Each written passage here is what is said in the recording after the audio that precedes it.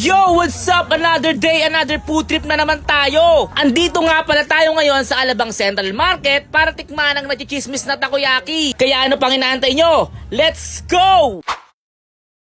Napadayo pa nga tayo ng Alabang Muntinlupa para tikman ang nachichismis na takoyaki. Walang iba kundi ang Kashish Takoyaki lang naman. Sila nga ay nachismis dahil nga raw ang kanilang takoyaki ay wala raw laman. Oh shish! Located nga pala ito sa mismong Alabang Palengke. Open sila daily 3 PM to 11 PM. Dito nga sa Kashish Takoyaki ay for as low as 55 pesos ay makakapag-food trip ka na. Isa sa mga pinagmamalaki nila ang kanilang baby octopus na talaga naman solid at malabong hindi mo malasan dahil sa laki nito na talaga namang sulit at panalo. Isa rin ang cheese bomb sa pinagmamalaki nila dahil sa talaga naman cheesy overload nito kaya naman talagang pinipilahan at dinarayo ito ng mga customer nila. Nung tinikman nga natin ito, unang-una pa lang ay makikita mo na ang laki ng takoyaki at ang cheesy pa nito. Kaya nga agad-agad ko na itong tinikman, grabe, unang agad pa lang hindi mo nahahanapin yung galamay ng octobits. Dahil sa laki nito at hindi katulad sa iba na parang bubble gum. Dahil ang kanilang octobits ay napakalambot, saktong-sakto ang pagkaluto tapos sasamahan pa ng melted cheese talaga namang sumasabog sa bibig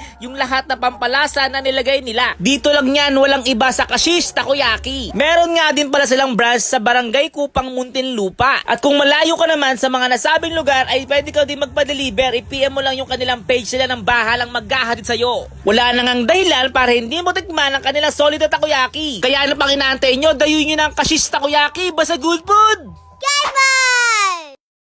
Yon, bisitahin niyo po kami dito sa Alabang Central Market. At dito lang yan sa Kashish Takoyaki House. Open po kami ng 3 PM to 11 PM. Everyday po yan dito sa Kashish. Tikman niyo po yung bestseller namin, Baby Octopus, Octobits, tsaka yung mga crab. At kung hindi ka naman nakain ng seafood, meron din kaming veggies, meron din ham. At yeah, ito yun. Sino ba boyfriend mo, Ina?